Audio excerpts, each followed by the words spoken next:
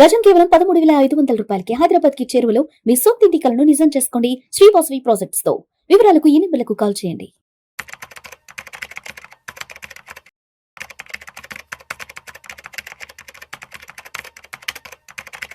నమస్తే, welcome to Vishnu talks. నేను Vishnu.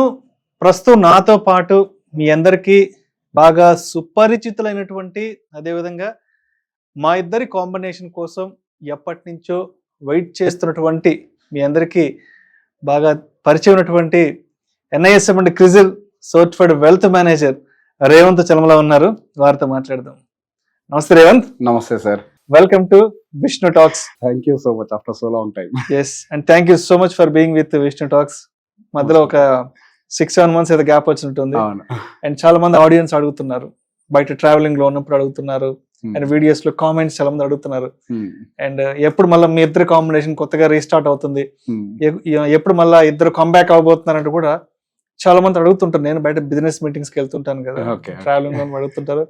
So మొత్తానికి ప్రేక్షకుల కోరిక మేరకు ఇవాళ అయితే ఇక్కడ దాకా తీసుకురాగలిగాను. Thank you so much Revanth. Most welcome sir. So Revanth, ఒక్కసారి ఈ పాడ్కాస్ట్ వీడియోలో కాస్త డీటెయిల్డ్ గా ఇప్పుడు 2025 కంప్లీట్ కాబోతోంది, ఆల్మోస్ట్ అయిపోవచ్చింది.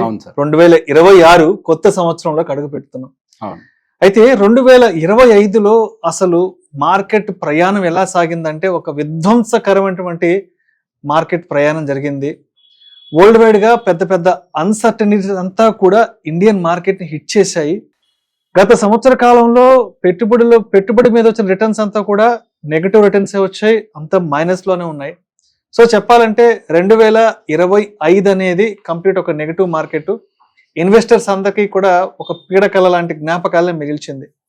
సరే, గడిచిపోయిన దాని గురించి మాట్లాడుకోవడం తప్ప ఇంక చేయగలిగింది ఏం లేదు. కాబట్టి మరి గత మార్కెట్ అనుభవాల నుంచి మనం ఏం తెలుసుకొని 2026 నుంచి మన పెట్టుబడులు ఏ విధంగా చేసుకోవాలి అంటారు, అదేవిధంగా మన పెట్టుబడుల మీద వచ్చే రిటర్న్స్ ని మనం ఏ విధంగా సేఫ్ జోన్ లోకి తెచ్చుకోవాలి? అసలు రైట్ టైం లో రైట్ టాపిక్ తీసుకొచ్చారండి. కరెక్ట్ గా గుర్తుంటే మీకు పోయిన సంవత్సరం ఇయర్ ఎండ్ కూడా ఇటువంటి ఒక వీడియో చేసాము.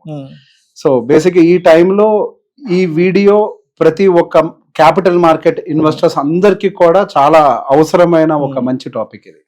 సో బేసిక్ ఒకసారి మనం 2024 ఎండింగ్ లో ఏం మాట్లాడుకున్నా ఒకసారి ఒక 1 minute రివైజ్ చేసి ఇప్పుడు 25 ఎండింగ్ గురించి మనం మాట్లాడటం మొదలు పెడదాం. 24 ఎండింగ్ టైంలో మనం ఒక స్టాండ్ చాలా క్లియర్ గా తీసుకున్నాము. మార్కెట్ అనేది కరెక్షన్స్ కి వెళ్ళటానికి చాలా హై ప్రాబబిలిటీ ఉంది. 2023-24 సంవత్సరాల్లో mid cap small cap segments లో విపరీతమైన రిటర్న్స్ ను చూసి ఇన్వెస్టర్స్ అందరూ కూడా అటువైపుగానే వెళ్ళి అక్కడ పెట్టుబడులు పెడుతున్నారు. ఇది కొద్దిగా డ్యామేజ్ చేసే అవకాశం ఉంటది, డిసప్పాయింట్మెంట్ ఎదుర్కొనే అవకాశాలు ఉంటాయని చెప్పేసి మనం మాట్లాడుకున్నాం. ఇన్ఫాక్ట్ చాలా మంది ఇన్వెస్టర్స్ ఇంకా స్పెసిఫిక్ గా గత సంవత్సరంలో ఏ ఫండ్స్ అయితే అత్యధికంగా రిటర్న్స్ ఇచ్చాయో వాటిల్లోనే పెట్టుబడులు పెట్టే ప్రయత్నం చేస్తున్నారు. చరిత్ర మనకి ఏం చెప్తుంది అని అంటే, ఏ ఫండ్ అయినా కానీ 1-2 సంవత్సరాలు మించి నెంబర్ 1 పొజిషన్ లో ఉండదు. అగ్రెసివ్ రిటర్న్స్ వచ్చినటువంటి ఫండ్స్ నెంబర్ 1 నుంచి నెంబర్ 0 అంటే నెంబర్ లాస్ట్ పొజిషన్ కి కూడా వెళ్ళడానికి అవకాశాలు ఉంటాయని మనం మాట్లాడుకుంటాం. ఇన్ఫాక్ట్ ఒక ఫండ్ కి సంబంధించి వీడియో చేస్తే డిలీట్ కూడా చేయించారు. గుర్తుంది, బాగా గుర్తుంది. చాలా మంది ఫోన్లు కూడా చేశారు, అది డిలీట్ కూడా చేయించారు. ఇప్పుడు బేసిక్ గా చాలా మందికి మళ్ళీ ఒక్కసారి రివైజ్ చేయాలనుకున్న అంశం ఏంటి అని అంటే, మనము ప్రీవియస్ రిటర్న్స్ ని దృష్టిలో పెట్టుకొని క్యాపిటల్ మార్కెట్స్ లో ఇన్వెస్ట్మెంట్స్ పెట్టకూడదు. గత చరిత్ర ఏం చెప్పింది? 2023 వరకు ఏ ఫండ్స్ అయితే పర్ఫామ్ చేశాయో 2024లో లాస్ట్ పొజిషన్ లో ఉంచున్నాయి. 2024లో ఏ ఫండ్స్ అయితే టాప్ లో ఉన్నాయో 2025లో అవి లాస్ట్ లో ఉన్నాయి. ఒక చిన్న ఎగ్జాంపుల్ ఏంటంటే, స్మాల్ క్యాప్ ఇండెక్స్ అసలు ఎటువంటి రిటర్న్స్ డెలివర్ చేయలేదు. అదే పర్టికులర్ గా స్మాల్ క్యాప్ కి సంబంధించినటువంటి ఫండ్స్ ని మనం గమనిస్తే లాస్ట్ పొజిషన్ లో ఉండేటువంటి ఫండ్ కి ఫస్ట్ పొజిషన్ లో ఉండేటువంటి ఒక ఫండ్ కి మధ్యలో 8-10% వ్యత్యాసం ఉంది. అంటే లాస్ట్ ఫండ్ మైనస్ లో ఉంటే ప్లస్ టాప్ ఫండ్ అట్లీస్ట్ ఒక 1-2% టాప్ లో ఉంటే హియర్ అండ్ 10% ప్యారిటీ డిఫరెన్స్ ఉంది. అదే మిడ్ క్యాప్ సెగ్మెంట్ లోకి వచ్చేసరికి కూడా దాదాపుగా సేమ్ అంతే, 15% వరకు కూడా మనకి డిఫరెన్స్ అనేది కనపడుతుంది. బేసిక్ గా ఏదైతే ఇప్పుడు లాస్ట్ పొజిషన్స్ లో ఉన్నటువంటి ఫండ్స్ ఉన్నాయో గత సంవత్సరాల్లో టాప్ ఫండ్స్ ఈ సంవత్సరంలోకి వచ్చేసరికి లాస్ట్ కి అయిపోయినాయి. సో బేసిక్ ఇక్కడ ఫండ్స్ అనేవి వాటికి ఉండేటువంటి అండర్లయింగ్ అసెట్స్ ని అనుకూలంగా వాటి యొక్క పొజిషనింగ్ అని మారిపోతుంది. End of the day mutual fund అంటే ఏంటండి? A combination of stocks. End of the day అంతే. ఆ స్టాక్స్ రిటర్న్స్ ఇస్తేనే మనకు మ్యూచువల్ ఫండ్ అనేది రిటర్న్ ఇస్తుంది, లేకపోతే రిటర్న్స్ రావు. సో ఆల్రెడీ గతంలో రిటర్న్ ఇచ్చేసింది అని అంటే దాని వాల్యుయేషన్ డివియేషన్ జరిగిపోయి ఉంటుంది. ఆల్రెడీ దాంట్లో ఏదైతే ర్యాలీ రావాల్సింది ఉందో అది ఆల్రెడీ వచ్చేసి ఉంటుంది. సో డెఫినెట్గా నెక్స్ట్ రావాల్సింది ఏంటి, ప్రాఫిట్ బుకింగే. సో బేసిక్గా మనం just chasing of the previous returns is not right అని మనం బల్ల గుద్ది ఎన్నోసార్లు వాదించిన వాళ్ళం మన ఇద్దరం. అదే విధంగా 5 స్టార్ రేటింగ్లు చూసి పెట్టుబడులు పెట్టద్దు, ప్రీవియస్ హిస్టరీని చూసి రిటర్న్స్ పెట్టద్దు. ఈ మధ్య సెబీ కూడా గట్టిగా మొత్తుకుంటుంది ఈ మాటని, past returns are not promise for the future returns అని చెప్పేసి. ఇంత గట్టిగా చెప్పడానికి గల కారణం ఏంటి, ఇన్వెస్టర్స్ అందరూ ప్రోడక్ట్స్ ని అర్థం చేసుకోకుండా కేవలం రిటర్న్స్ చూస్ చేస్ చేస్తున్నారు. మనం రిటర్న్స్ చూస్ చేస్ చేస్తే మనకి రిటర్న్స్ అనేవి రావు. ప్రోడక్ట్ ని అర్థం చేసుకొని పెట్టుబడులు పెడితే అప్పుడే రిటర్న్స్ వస్తాయి అనేది ఇక్కడ వాస్తవం. ఎగ్జాక్ట్లీ ఇది ఇక్కడ పాయింట్. ఇక్కడ చాలా మంది పెట్టుబడులు పెట్టేటప్పుడు ఒక సంవత్సర కాలం పాటు డబ్బులు ఖాళీగా ఉండడం ఎందుకు, మనం ఏ మ్యూచువల్ ఫండ్ లోనే పెట్టుబడులు పెడితే మ్యూచువల్ ఫండ్స్ 20% 25% రిటర్న్స్ ఇస్తున్నాయి కదా అని చెప్పేసి గత అనుభవంతో సంవత్సరంలో ఉండేటువంటి అవసరాల డబ్బుల్ని కూడా తీసుకొని వచ్చి వాళ్ళు మ్యూచువల్ ఫండ్స్ లో పెట్టుబడులు పెట్టారు. కానీ మార్కెట్ ఏం నేర్పింది, నేను ఎప్పుడు పైకి వెళ్ళటమే కాదు నేను కిందకు కూడా వస్తాను, నేను కేవలం మీరు పెట్టుబడులు పెట్టారు కాబట్టి రిటర్న్స్ ఇవ్వను, ప్రపంచవ్యాప్తంగా జరుగుతున్నటువంటి ప్రక్రియలకు అనుకూలంగా, రాజకీయ పరిస్థితులకు అనుకూలంగా, యుద్ధ వాతావరణాలకు అనుకూలంగా నేను డిపెండ్ అవుతాను అని చెప్పేసి మార్కెట్ ప్రూవ్ చేసింది. అంటే ఇక్కడ మార్కెట్ ఏం చెప్పిందంటే మీ ఇష్ట ప్రకారం మీరు అనుకున్నట్లుగా మార్కెట్ మూవ్ కాదు, నా ఇష్ట ప్రకారంగా నేను అనుకున్నట్లుగానే మార్కెట్ ని మూవ్ అవుతాను అన్న ఒక సంకేతాన్ని 2025లో చాలా సుస్పష్టంగా ఇన్వెస్టర్స్ కి ఎస్టాబ్లిష్ చేసేసింది. చాలా క్లియర్ గా ఎస్టాబ్లిష్ చేసింది అది. సో దీని నుంచి మనం నేర్చుకోవాల్సిన అనుభవం ఏంటి, 2025 ఈ కొత్త ఇన్వెస్టర్స్ కి ఏం నేర్పింది. ఎందుకంటే మెజారిటీ ఆఫ్ ది ఇన్వెస్టర్స్ 2024-25లోనే మార్కెట్ లోకి ఎంటర్ అయ్యారు. పర్టికులర్ 2024లోనే ఎంటర్ అయిన వాళ్ళు, అందులో పీక్ లో ఎంటర్ అయిన వాళ్ళు చాలా ఎక్కువ. సో ఇప్పుడు మనకి మార్కెట్ లో 90% ప్లస్ స్టాక్స్ ఇంకా 20% బియర్ టెరిటరీలోనే ట్రేడ్ అవుతున్నాయి. అది సాడ్ రియాలిటీ. ఇప్పుడు మనకేదో నిఫ్టీ 26,000 ప్లస్ లో ఉంది కదా, ఆల్ టైమ్ హై దగ్గర ఉందా కదా అని చెప్పేసి మనం అనుకుంటున్నాం సైకలాజికల్ గా. కానీ ఇక్కడ రియాలిటీలో ఏం జరుగుతోంది, నిఫ్టీలో కొన్ని రిలేటెడ్ స్టాక్స్ మాత్రమే, ఫ్యూ పాకెట్స్ ఆఫ్ స్టాక్స్ మాత్రమే పైకి వెళ్ళి నిఫ్టీని పైకి తీసుకెళ్లాయి. కానీ బ్రాడర్ మార్కెట్ లో ఎటువంటి ర్యాలీ జరగలేదు. బ్రాడర్ మార్కెట్ లో ఇంకా సెల్లింగ్ కేటగిరీలో బేర్ మార్కెట్ టెరిటరీలో ఉన్నటువంటి స్టాక్స్ కోకొల్లలు. దాదాపుగా నిఫ్టీలో మనకి 3,000 చిలుకు పై చిలుకు స్టాక్స్ ఏవో లిస్ట్ అయినట్లయితే అందులో దాదాపు 80-90% ఇంకా బేర్ టెరిటరీలోనే సతమతం అవుతున్నాయి. సో బేసిక్ అందుకే ఎప్పుడైనా మ్యూచువల్ ఫండ్స్ లో పెట్టుబడులు పెట్టేటప్పుడు ఫస్ట్ మనం ఒక బేసిక్ అనాలిసిస్ చేయాలి. నేను తీసుకొచ్చేటువంటి ఈ డబ్బులు ఈ మార్కెట్ లోకి ఏ పర్పస్ తో తీసుకొని వస్తున్నాను. ఇక్కడ ఏమవుతుంది, మనకి క్లియర్ గా పర్పస్ ఎస్టాబ్లిష్మెంట్ జరిగిపోతుంది. నేను ఒక 5 సంవత్సరాల తర్వాత లేదా 10 సంవత్సరాల తర్వాత నా పిల్లల చదువుల కోసం తీసుకొచ్చే డబ్బులా, లేకపోతే ఒక సంవత్సరం తర్వాత నా పిల్లోడి ఫీజులు కట్టడానికి కోసం తీసుకొచ్చే డబ్బులా, లేకపోతే ఫంక్షన్ల కోసం తీసుకొచ్చే డబ్బులా, లేకపోతే నేను ఒక 15 సంవత్సరాల తర్వాత రిటైర్ అవ్వడం కోసం తీసుకొచ్చేటువంటి డబ్బులా. సో ఒక క్లియర్ ఎస్టాబ్లిష్మెంట్ ఉండాలి. ఇప్పుడు మనం ఒక రియల్ ఎస్టేట్ లో ఒక ఐటమ్ కొనేటప్పుడు, అంటే ఒక భూమి కొనేటప్పుడు మనకు ఒక ఎస్టాబ్లిష్మెంట్ ఉంటుంది. ఇది నా పిల్లల భవిష్యత్తు కోసం, రేపు వాళ్ళకి ఎప్పుడైనా అవసరమైతే అమ్మేసైనా వాళ్ళని చదివిస్తాను, సెటిల్ చేస్తాను అని ఒక భవిష్యత్తు కోసం అని చెప్పి ఒక క్లియర్ ఎస్టాబ్లిష్మెంట్ ఎట్లయితే పెట్టుకుంటారో మ్యూచువల్ ఫండ్స్ లోకి వచ్చేటప్పుడు కూడా ఆ క్లియర్ ఎస్టాబ్లిష్మెంట్ అనేది చాలా అవసరం. ఆ ఎస్టాబ్లిష్మెంట్ మైండ్ లో పెట్టుకున్నప్పుడు మనకు ఒక టైం టెన్యూర్ ఎస్టాబ్లిష్ అవుతుంది. 5, 10, 15, 20 సంవత్సరాల అనేది. అండ్ ఆ తర్వాత మనం ఏం చేయాలి, మనకు ఉన్నటువంటి వయసు, మన ఏ ఏజ్ గ్రూప్ లో ఉన్నాం. ఇప్పుడు 55 ఇయర్స్ ఏజ్ గ్రూప్ లో ఉన్న వాళ్ళు వాలటాలిటీని తట్టుకునే పరిస్థితుల్లో ఉండరు. సహజంగానే వాళ్ళకి మైండ్ లోకి ఇన్సెక్యూరిటీ కానీ ఇవన్నీ ఎంటర్ అయిపోయి ఉంటాయి, భయము, ఆందోళన అన్నీ వస్తాయి. సో వయసుకు తగ్గట్టుగా కూడా 25 సంవత్సరాల కుర్రాడికి ఒక రకమైన పరిస్థితులు ఉంటాయి, 35, 45, 55. సో నెక్స్ట్ ఏంటి, ఏజ్ గ్రూప్ ఎస్టాబ్లిష్మెంట్ జరగాలి. మీ ఏజ్ గ్రూప్ ప్రకారం ఎందుకు ఎస్టాబ్లిష్ చేయాలి అంటే మీ అవసరాలు మీ వయసుకు తగ్గట్టుగా వస్తాయి. 25 సంవత్సరాల కుర్రాడికి నెక్స్ట్ వచ్చే టార్గెట్స్ ఏముంటాయి, పెళ్లి, పిల్లలు, ఒక కారు. 35 సంవత్సరాల వాడికి ఏమొస్తుంది, మేబీ పిల్లలకి సంబంధించిన నెక్స్ట్ ఇంటర్మీడియట్, లేకపోతే ఒక ఇల్లు, లేదా ఒక కారు. 45 సంవత్సరాల వరకు ఏమొస్తుంది, పిల్లల పెళ్లిళ్ళు, పిల్లల హైయర్ ఎడ్యుకేషన్, ఇల్లు లేకపోతే మళ్ళీ ఇల్లు. 55 సంవత్సరాల వాడికి ఏమొస్తుంది, క్లియర్ గా ఒక రిటైర్మెంట్ పర్పస్, కార్పస్. ఇంత క్లియర్ గా ఏజ్ ఎస్టాబ్లిష్మెంట్ జరిగితే పర్పస్ కూడా డైవర్సిఫై అయిపోతాయి. సో బేసిక్ గా వీటిని మనం గమనంలో పెట్టుకొని మార్కెట్ కండిషన్స్ ఎలా ఉన్నాయనే దాన్ని కూడా మనం అబ్జర్వ్ చేయడం మొదలు పెట్టాలి. మార్కెట్ కండిషన్స్ లో వాలటిలిటీ క్రియేట్ అవ్వడానికి ఏమన్నా పరిస్థితులు కనపడుతున్నాయా, టారిఫ్ రిలేటెడ్ పరిస్థితులు మనం ఊహించామా, ఎవరికైనా తెలుసా టారిఫ్ రిలేటెడ్ అన్సర్టనిటీస్ వస్తాయని, ఇండియా పాకిస్తాన్ కి మధ్యలో ఇటువంటి ఒక సిచ్యువేషన్ క్రియేట్ అవుతుందని మనకు తెలుసా. సో ఎటువంటి ఇవన్నీ కూడా మనకు తెలియదు. సో మార్కెట్ లో వాలటాలిటీ కూడా ఉంటది కాబట్టి నేను 1-2 సంవత్సరాలు లేదా 3 సంవత్సరాల్లో వచ్చేటువంటి వాలటాలిటీకి పెద్దగా రియాక్ట్ అవ్వడం మెంటల్ గా మనం ఎస్టాబ్లిష్ చేసుకోవాలి. నేను రియాక్ట్ అవ్వను. మార్కెట్లో వోలటాలిటీ అనేది సహజం.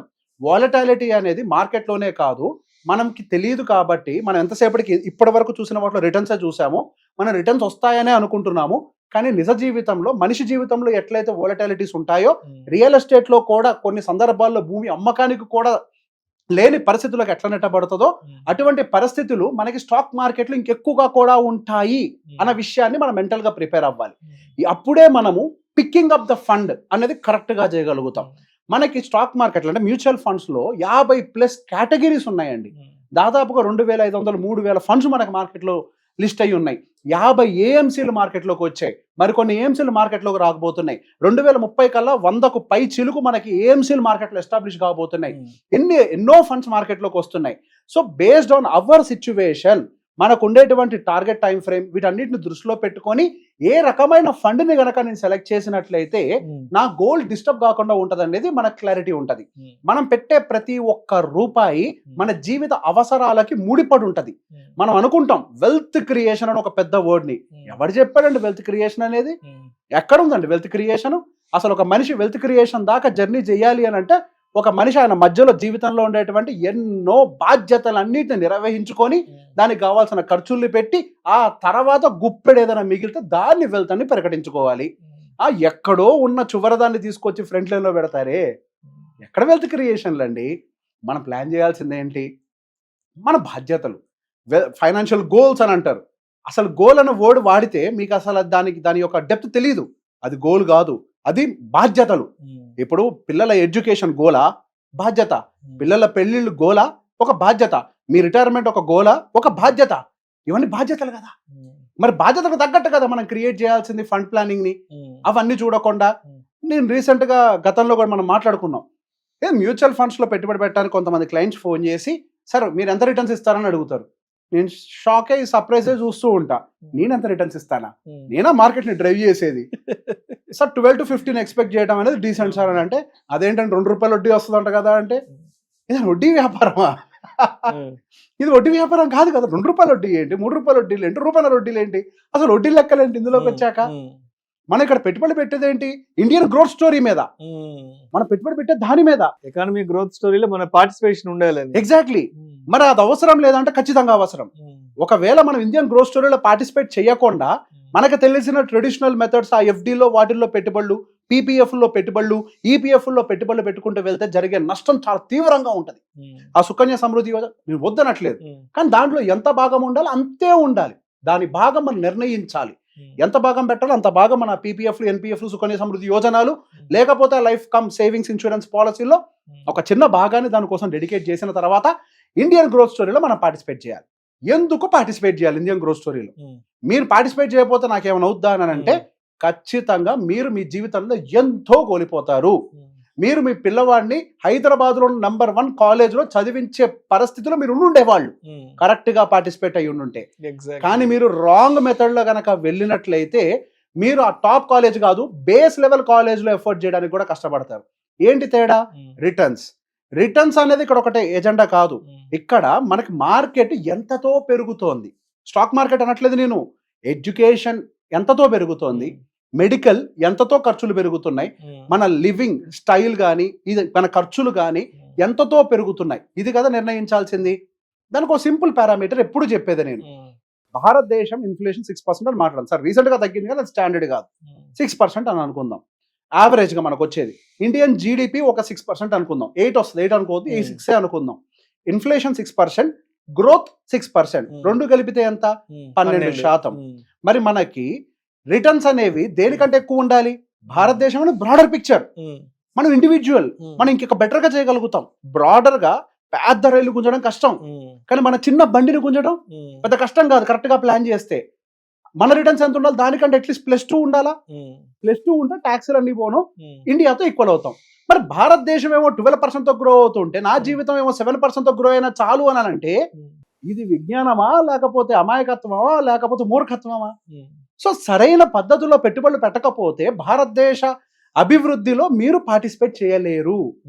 సో బేసిక్ ఇక్కడి నుంచి మనం ఈ 2025 లెసన్ నుంచి మనం ఏం నేర్చుకోవాలి అని అంటే, రూల్ నెంబర్ 1, డోంట్ చేస్ ద పాస్ట్ రిటర్న్స్, డోంట్ చేస్ దిస్ 5-star రేటింగ్స్. వీటన్నిటిని తీసి పక్కకు పెట్టి మన వయసుకు తగ్గట్టుగా, మన అవసరాలకు తగ్గట్టుగా ఎంతెంత డబ్బులు ఎక్కడెక్కడ పెట్టుబడులు పెట్టినట్లయితే నా అవసరాలు తీరుతాయి అన్న దాన్ని మనం క్లారిఫై చేసుకొని అప్పుడు మాత్రమే మన మార్కెట్స్ లో పెట్టుబడులు పెట్టాలి. మార్కెట్స్ ఇంకో సంవత్సరం కూడా ఇట్లనే ఉంటాయేమో, నో వన్ నోస్. మార్కెట్ ని ఎవరు ప్రిడిక్ట్ చేయగలుగుతారు? చేసేవాళ్ళు ఉన్నారు. మార్కెట్ ని 100% ప్రిడిక్ట్ చేసే వాళ్ళు ఉన్నారు. ఇద్దరు వాళ్ళు, ఒకటి అబద్ధాలు చెప్పేవాడు, రెండోది దేవుడు. అంతే కదా? అయితే దేవుడు అన్న కరెక్ట్ గా చెప్పాలి ఇది అవుద్ది అని, లేదా అబద్ధం చెప్పాలి. నేను ఒక చీఫ్ ఇన్వెస్ట్మెంట్ ఆఫీసర్ తో మాట్లాడినప్పుడు, సార్ మార్కెట్ లో ఎటువంటి ఇన్వెస్ట్మెంట్స్ నెక్స్ట్ బాగా రిటర్న్స్ ఇచ్చే అవకాశాలు ఉంటాయి, మనం దానికి అనుకూలంగా పోర్ట్ఫోలియోని డిజైన్ చేయొచ్చా అని ఒక మాట అడిగితే, నువ్వు ప్రిడిక్ట్ చేస్తావా మార్కెట్ ని అన్నాడు. నేను చేయలేను సార్. నేను కూడా చేయలేను అన్నాడు. ఏది? ఒక chief investment officer of mutual funds. మనం ఎవరినైతే నమ్మి డబ్బులు పెడతామో వాళ్ళు అన్నారు ప్రిడిక్షన్ ఎవరి చేతుల్లో లేదు, మనం ఒక ఎస్టిమేషనే పెట్టుకుంటాం. ఇండియన్ గ్రోత్ స్టోరీ ఇంత ఉంది, ఇంత రిటర్న్స్ రావచ్చేమో ఒక ఎస్టిమేషనే, అది ఖచ్చితంగా జరుగుతున్నది ఎవరికీ తెలియదు. అందుకే మ్యూచువల్ ఫండ్స్ విషయంలో మ్యూచువల్ ఫండ్ డిస్ట్రిబ్యూటర్స్ కూడా ఒక విషయంలో బాగా ట్రైన్ చేస్తారు. పర్పస్ ఏంటో తెలుసుకోండి, ఏ పర్పస్ తో ఇన్వెస్ట్మెంట్ పెడుతున్నారో తెలుసుకోండి, దానికి అనుకూలంగా ఫండ్స్ సెలెక్ట్ చేయండి. అప్పుడే ఆ ఇన్వెస్టర్ అనేవాడు సెక్యూర్డ్ గా ఉంటారు. ఇది పబ్లిక్ మనీ, పబ్లిక్ ని జాగ్రత్తగా హ్యాండిల్ చేయండి, ఆర్థిక భద్రత ప్రజలకి కల్పించాలి అనే ఒక ఉద్దేశంతో మీకు ఈ లైసెన్సులు ఇస్తున్నాం. ఇన్ని విషయాలను చెప్పి ట్రైన్ చేస్తారు.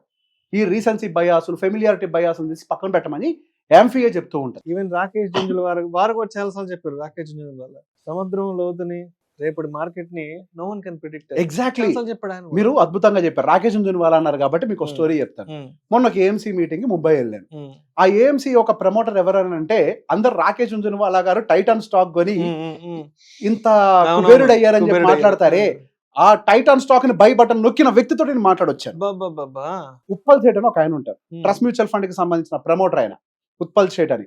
సో బేసిక్ గా ఆయన he is a CEO of Rare Enterprises until Rakesh Jhunjhunwala's last day. ఆ రోజు వరకు ఆయనే ఈ టైటాన్ స్టాకులు గానీ, కరూర్ వైశ్య బ్యాంకులు గానీ అవన్నీ కొన్నది వీళ్లే. ఆయనే సిఇఓగా వ్యవహరించారు. ఆయన ఒక స్టోరీ చెప్పారు. మాకు 2-3 ఆప్షన్స్ ఉన్నాయి. బేసిక్ గా ఒకనొక టైంలో 15 సంవత్సరాల క్రితం బ్యాంకింగ్ బయింగ్ చేయాలనుకున్నప్పుడు మేము HDFC బ్యాంక్ బై చేయాలా, కరూర్ వైశ్య బ్యాంక్ బై చేయాలని ఒక నిర్ణయం తీసుకోవాలి. ఆ టైంలో మేము HDFC బ్యాంక్ కాకుండా కరూర్ వైశ్య బ్యాంక్ ను ఆప్ చేసుకున్నాం. మాకు రివర్స్ లో ఏం జరిగింది అని అంటే, ఆ 15 సంవత్సరాల టైం ఫ్రేమ్ లో ఫస్ట్ 10 years లో HDFC బ్యాంక్ పిచ్చి పెట్టినట్టు పెరిగింది, వేరస్ కరూర్ వైశ్య బ్యాంక్ రిటర్న్స్ ఇవ్వలేదు. కానీ ఆ తర్వాత 5 years నుంచి అంటే లాస్ట్ 5 సంవత్సరాలు HDFC బ్యాంక్ రిటర్న్ ఇవ్వలేదు, కరూర్ వైశ్య బ్యాంక్ పిచ్చి పట్టినట్టు రిటర్న్ ఇచ్చింది. ఇక్కడ మాకు ఒక కన్విక్షన్ ఉంది, మా దగ్గర ఒక స్టడీ ఉంది, మేము ఒక ఫోకస్డ్ గా ఇది ఖచ్చితంగా పెరుగుతుంది, దీని ఎర్నింగ్స్ బాగున్నాయి, ఇంత స్టడీ చేశారు వాళ్ళు. 15 సంవత్సరాల పాటు కూడా ఓపిక్ గా వెయిట్ చేయగలిగారు. అది ఇన్వెస్టింగ్ అని అంటే. ఒక్క సంవత్సరం రిటర్న్ రాకపోతే మార్కెట్ లో రిటర్న్స్ రావు అని మాట్లాడుకునేది కాదు. When you have a strong conviction towards the fund selection and the fund what you have picked, and మీరు ఎప్పుడైతే దాని fund underlying assets and the fund philosophy and the fund manager ఫిలాసఫీని అర్థం చేసుకొని పెట్టుబడి పెట్టారో, మీరు దాని మీద నమ్మకంతో కొద్దిగా ఓపిక్ గా వెయిట్ చేయాలి. అది ఒక సంవత్సరం, కొన్ని సంవత్సరాలు స్లోగా రిటర్న్ ఇచ్చినప్పటికీ ఒకనొక టైంకి డెఫినెట్ గా బెస్ట్ రిటర్న్ ఇస్తుంది. 2020 సంవత్సరం కంటే ముందు రాకేష్ జుంజునవాలా గారి రిటర్న్ 19%, వారెన్ బఫెట్ గారి రిటర్న్ గట్టిగా 15%. 2020 తర్వాత పెరిగింది వచ్చిన మ్యాసివ్ ర్యాలీలో. కానీ మనకు మాత్రం ఎంత కావాలి? 24 కావాలి, 30 కావాలి. ఏదో ఒక ఫండ్ 50 చూపించింది కాబట్టి నాకు 50 కావాలంటాం. ఫండ్ రిటర్న్ చూసి డబ్బులు పెడితే డబ్బులు రావు. When you chase money you will not get money, when you chase the process you will always get the money. డబ్బు నీ వెనకాల పరిగెడుతూనే ఉంటది. ఈ ఒక్క చిన్న విషయాన్ని గుర్తుపెట్టుకొని మీ పర్పస్ కి అనుకూలంగా పెట్టుబడులు పెట్టినట్లయితే, అది 2025 లాంటి డౌన్ టెన్ మార్కెట్స్ కావచ్చు, 2022 నుంచి 24 వరకు మనం చూసిన అప్ ట్రెండ్ మార్కెట్లు కావచ్చు, ఎటువంటి మార్కెట్లో అయినా మనం సర్వైవ్ అవుతాం. మార్కెట్లో ఒకటే సూత్రాన్ని గుర్తుపెట్టుకోండి, మార్కెట్లో రిటర్న్స్ ఎవరికి వస్తాయి అని అంటే, ఎవరైతే లాంగ్ టర్మ్ లో ఓపిక పెట్టుబడులు పెట్టి ఉండగలుగుతారో వాళ్ళకే వస్తాయి. ఆ ఓపిక ఎక్కడి నుంచి వస్తుంది అని అంటే, మీరు చేసినటువంటి కేస్ స్టడీస్, హిస్టరీస్, స్టడీస్ ఇవన్నీ చేస్తాం కదా మనం, దాంట్లో నుంచి మీకు ఓపిక పుట్టుకొస్తుంది. సైంటిఫిక్ ఎవిడెన్స్ ఉంటుంది కదా మీ దగ్గర, అప్పుడు ఓపిక వస్తుంది, నా స్టడీ కరెక్టే, నేను ఉంటాను అని. Thank you so much Revanth. Most welcome. గత మార్కెట్ అనుభవాలను దృష్టిలో ఉంచుకొని 2026 నుంచి మనం చేసే పెట్టుబడులు ఏ విధంగా ఉండాలి, మన క్యాపిటల్ ప్రొటెక్షన్ ఎలా ఉండాలి, అదేవిధంగా దాని మీద వచ్చే రిటర్న్స్ మనం ఎలా సేఫ్ జోన్లోకి తెచ్చుకోవాలి అనే దాని గురించి నూతన సంవత్సరం రాబోతుంది కాబట్టి మన ప్రేక్షకులకు చాలా మంచి డీటెయిల్గా ఒక మంచి ఇన్ఫర్మేషన్ అయితే పాస్ అని చేయగలిగారు. Thank you so much. Most welcome అండి.